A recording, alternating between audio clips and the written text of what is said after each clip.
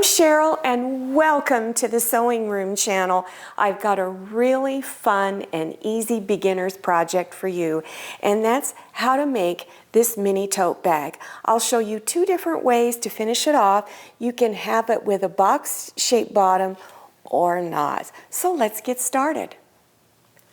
I'm using 2 fat quarters to make this mini tote bag. 1 fat quarter is for the outside of the bag, and the other is for the lining.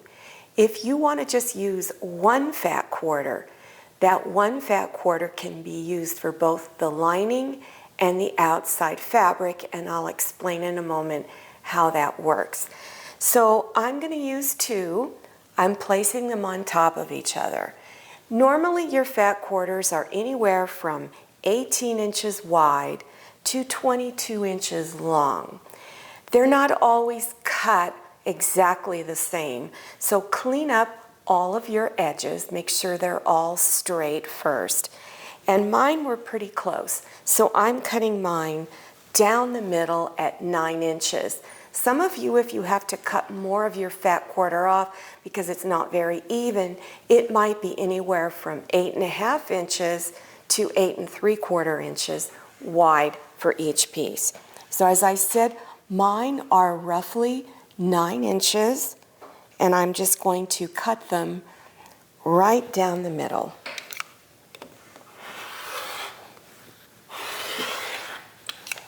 If you want to just use 1 fat quarter, you can take 1 piece and use it as the lining, and then the other piece, of course, would be for the outside. These are the 2 pieces that I'm not going to use, but here are some of your options.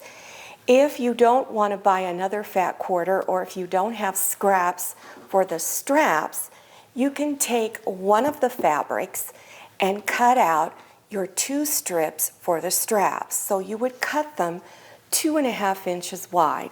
So you'd place your ruler on the long edge, move over 2.5 inches and cut, move it over again 2.5 inches and cut. Now take those 2 strips and you're going to fold it in half like this and press it all the way down. Then unfold it and bring the 2 outer raw edges into that center fold line and press again. Then fold in half and press one more time. Then you would stitch close to the edge on this side and then on this edge here. So when you're done, you're going to have 2 straps that look like this. I'm using heavy iron-on interfacing, so you'll need a piece that's the same size as your fabric for the outside. I'm using Pellon Craft Fuse number 808, but any heavy iron-on interfacing is fine. So go ahead, follow package instructions, and fuse it on the back side of your fabric for the outside. Now your straps. I decided to cut my straps down to 16 inches long because I realized the other straps were going to be way too long. So I've shortened them up. Go over 2 inches from this edge here and pin your strap on, and then the same thing on this side, 2 edges over and pin the strap on. Then take your lining fabric, place it on top, and place pins across. Then stitch a 1/2 inch seam all the way across here and then at the other end. And remember, you're placing your straps at opposite ends, then stitching everything down. Now move your seams to the center. And what you want to do is at your ironing board, you're going to press both seams open. Match your seams together. So you want to get those seams right up against each other and pin the seams open. Then go ahead and place pins on both sides of the bag. Leave an opening large enough for your hand to go through, and you're going to stitch a 1/4 inch seam. Make sure you back stitch on each side of your opening. Reach in your opening and begin turning it front side out. So you want to bring the pretty side to the front. At the opening on the lining, you want to turn the edges inside 1/4 of an inch and place pins to hold. Then stitch close to the edge along there to close it up. Now push the lining on the inside of the bag and push it all the way to the bottom, pushing out the corners on both the lining and the fabric for the outside of the bag. Make sure the seam that holds the lining and the outside fabric together is right up there at the top. Then place pins around it to hold.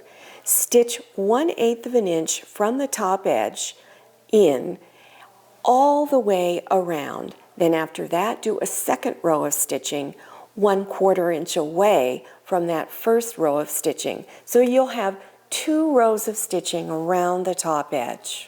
So when you're done with your stitching, this is what it should look like. Now, if you're worried about the straps not being very secure, you could back stitch over these straps just to secure them a little more.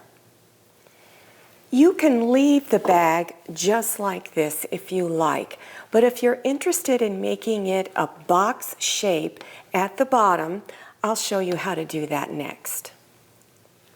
To turn it into a box-shaped bottom, turn the entire bag to where the lining is out. So you've got your fabric for the outside is now inside, and this is the lining.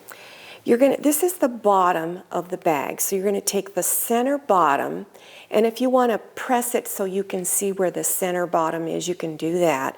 Then take that pressed line, that folded line, and bring it even with the side seam. So you're squishing it down, and you're going to do that on both sides. Then place a couple of pins here to hold it in place.